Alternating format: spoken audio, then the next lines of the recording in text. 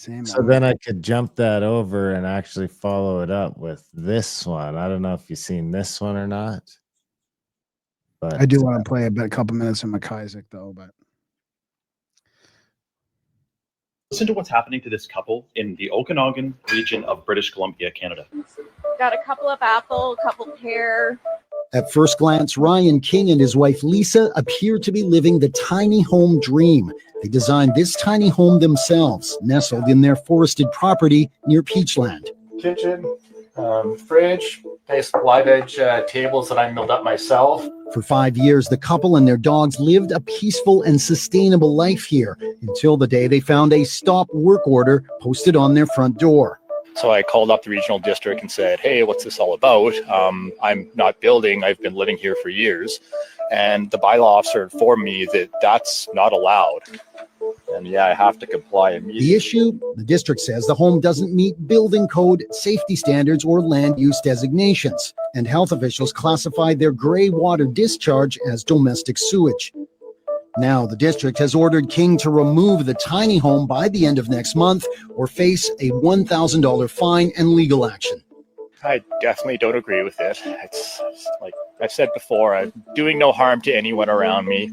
I don't think this is an environmental hazard. I think this is a very sustainable and reasonable way to live. Not according to the district, which has issue with the way the tiny home was built. They certainly need permits. They need to follow the BC building code, and they need to be done in a way that's safe for people and also for the environment.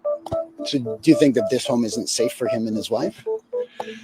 Brady, I think that that's something that our staff have been working with for a couple of years now to try and ensure that whatever's built on that property is built with permits to ensure that they meet the BC building code. The couple say they have nowhere to take their home and feel they're being forced off their land unnecessarily. And the thought of it, given the deadline, to be 8 weeks to be out of a place and you don't know where you're supposed to go, it's mentally draining.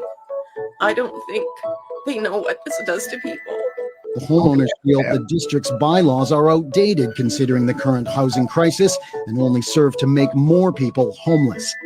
Now the question is this all about safety or is bada bing. Okay, so I mean, really, do they not understand?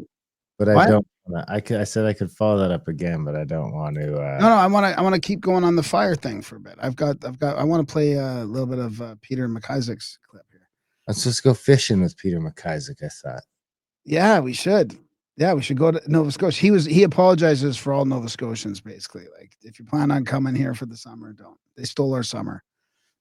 But I got to talk about that couple. I mean, what do they think?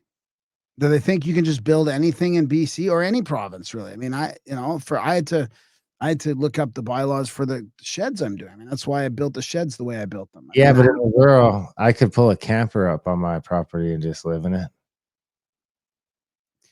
So, well, you might not. I don't know if you might not be able to in BC. Good example of your property not being yours.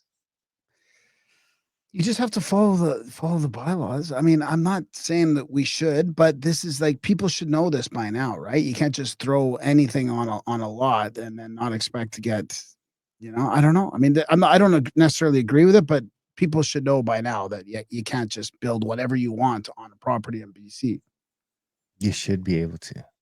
Yeah, I totally agree with you. But, I mean, especially the stuff about, the building permits and safety code, all that stuff. Like, it's a tiny home. Come and inspect it. Tell them what they got to do. Well, it doesn't meet a whole bunch of stuff, right? It's not going to even be applicable to half the codes. This is the problem, right? And they're probably right. I'm not trying to poo-poo the whole throw thing. it on wheels. They're probably right that they need to update the codes and all these permits with the housing crisis, right? I mean, you think they would have new tiny home permits, or but I mean, these governments can't keep up on. They just built how many tiny homes on the East Coast to cram homeless people into? I know. Those are pretty primitive. Those are like auto permits. The Brookfield ones come with a permit. Yeah. You should just put Brookfield on the bottom and then it'll be fine. All right, let's hear. You know what I mean, right? I get it. you know, you shouldn't go all that way without knowing like that you're not allowed to. You should at 5 least check like, are we allowed to build this, and then make You know a when it decision. happened? COVID. What? They've been there 5 years, dude. They ran there during COVID. You're Yeah. gonna start asking the government for a permit during that shit? Yeah, no, that's a good point.